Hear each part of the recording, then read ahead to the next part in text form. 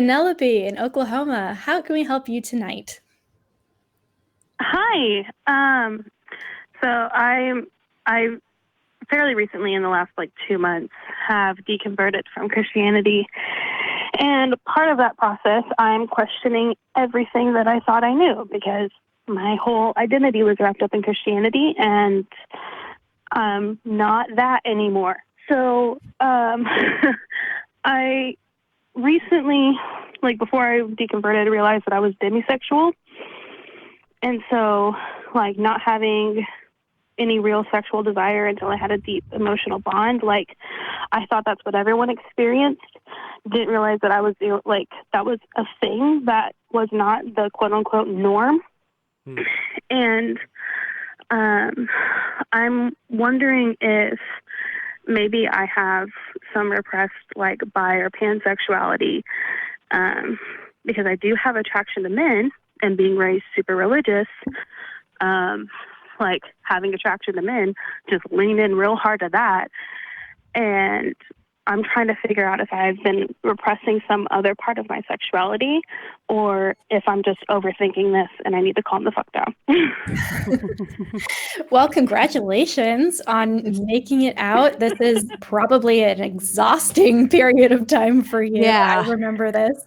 So on top of everything else going on in the world right now, there's this you have to deal with, but it sounds like you're doing it right. You're not just stopping at one thing. You're also saying, okay, well, if my whole identity was this, how else is that affecting my life? And what other things should I start questioning and looking into? So kudos to you on that for sure. Thank you. It's very I feel like everybody on the call so far tonight have spoken very deeply to me and my experience, because I also identify as demisexual. And was also very surprised that wasn't how everybody just was. And to this day, the idea of seeing someone and automatically thinking about having sex with them is just so foreign to me. It's I can aesthetically appreciate somebody, but that seems weird. Personally, not kink shaming or anything. No, I may want to draw you, but I don't want to fuck you. There you go. There you go. Nice.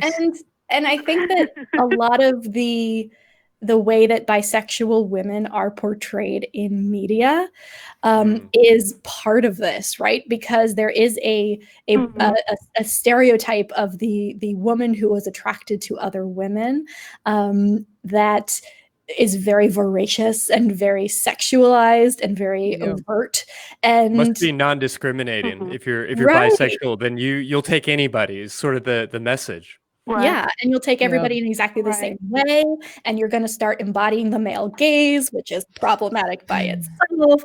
And so, there are a lot of assumptions about bisexual people, and especially bisexual women, that are very harmful, especially to somebody who is just trying to figure things out and is already demisexual, which is something that isn't well represented on TV or in the media.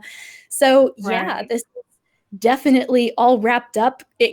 Bring in the religious component, and oh boy, this is a fun stuff for us to unpack. But I think the thing I would leave you with myself today is take a breath. It's okay if you don't know today. It's okay if you don't know next month. It's okay if it takes years for you to figure out exactly what you like and who you are. There is no rush. There is no timeline. However you decide to come to this is the way that it's supposed to be. And if it turns out that you maybe start going to therapy and start talking about some of the maybe repressed sexual desires that you've got, if they are there, that will probably help a lot. So I highly recommend that if you're not already in therapy. But also just maybe pick up on things, because for me, I didn't realize I was bi until I started realizing that I liked looking at women's butts more than guys' butts. And it wasn't even a conscious thing. I was sitting in the library one day and I watched this girl walk by. I was like, man, she's got a nice butt. Oh, fuck. One moment where it all just kind of snapped into place. So it's it's not just that the butts are nice, it's that I want to touch the butts. becomes a problem. It's a concern. And that's when I knew. But like I'm also engaged. Would have been married March or like late March, but obviously that got thrown out the window. Sorry to hear it. And Oh, just sorry to hear that that y'all's life was impacted in that way. I didn't mean to throw off your flow, other than to recognize that you're good. this thing is a total pain in the ass to all of us, and I'm so sorry that you had to deal with that part of it. Yeah, like 3 days before our wedding, like everything got canceled. We had already changed venues, thinking that maybe we could skate by. There's been a lot of good things coming from it. We got a venue that we could never afford because of all of this, and they're like keeping the price, and so like a lot of good things have happened. But I should be married at this point, but also like I should be married, and I'm questioning my sexuality. So that's part of like the internal panic of like, oh my God, what if I'm making a huge mistake? Like, I love the person I'm engaged to. Here's the thing: are you still attracted? The good thing is being bi, if that turns out to be your orientation, or pan, means that you're still attracted to men. But am I going to feel like there's some part of my identity that I never got to explore, or am I even valid as a bi-pan person if I've never even explored that half of my sexuality? Like, is a straight person is a straight person straight if they're still a virgin? Yes. So you're bi even if you haven't had sex with a woman yet. Okay, but the yet is the thing. It's like Yeah. No, I mean, it is a real conversation that. Oh yeah. Have you had conversations about this with your partner? Do they know where you're at? Do they know that you're questioning things? Yeah. And they're really supportive, and they're like, I love you. Like I love you whether you're straight, bi, like whatever. I don't want you to feel like you're regretting this. And I don't want you to feel like I'm standing in the way of you being yourself, but at the same time, like, I don't want an open marriage. Like, they're not open to you exploring, you know what I mean? Like, yeah. And like, so, and the thing, like, I don't necessarily want to go around like cheating on my partner either. Like, oh, sorry. No, this is a perfectly normal thing to have some. This is the place to do it.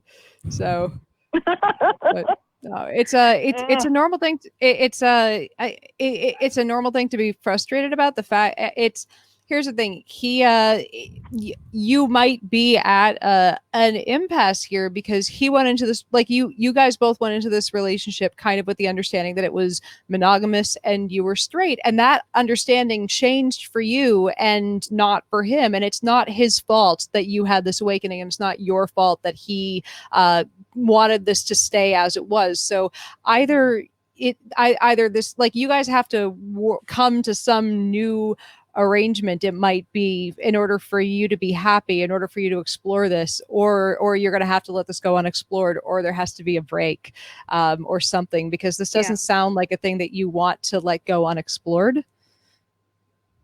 So, and it's there's a term called PUD, P-U-D, poly under duress, where one partner kind of gets pushed into being in an open thing because they know it's the one thing that's going to make their partner happy. I'm hoping that your partner doesn't open up to that just to make you happy. But I also think that, if this is one thing that's going to either, I don't want to say scratch that itch, but help you figure out your sexuality, and hopefully, and help either solidify the relationship or make you figure out this isn't where you want to be. This is a thing that you and your partner really need to take some time and figure out, should we open this up at least, for a time to figure out where you want to be. Yeah.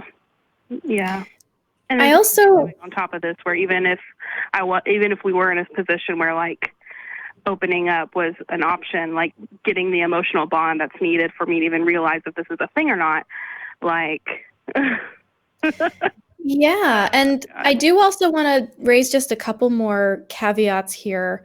And the first one is it could I've had this happen with so many friends who are women who came out as bi or pan or even realized later on that they were lesbian, is they have one way of looking at relationships with men, and it's very different when they get into a relationship with someone of another gender.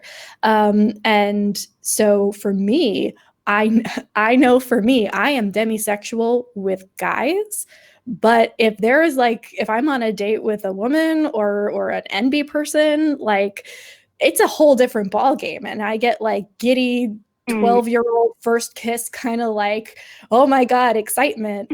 And it's very different than when I'm with a guy. It's not better, it's not worse, it's just very different. So the first point here is it could very well be that you're not demisexual with women. If women or non-binary people or whoever you want to pursue are out there, it might not actually take you as long if you realize that you are expressing it differently with them.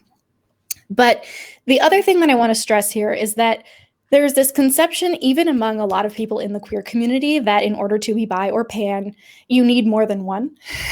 And that's not the case. So think about a straight relationship, and you're getting into a relationship and you think, man, I want to, is this the person I want to be with? I could be having sex with this person, this person, and this person, and I can't now. And that's kind of panic inducing a little bit. It's the same exact thing. If you're bi, it just happens to also be people of other genders. You're still making a commitment to one person and foregoing other people.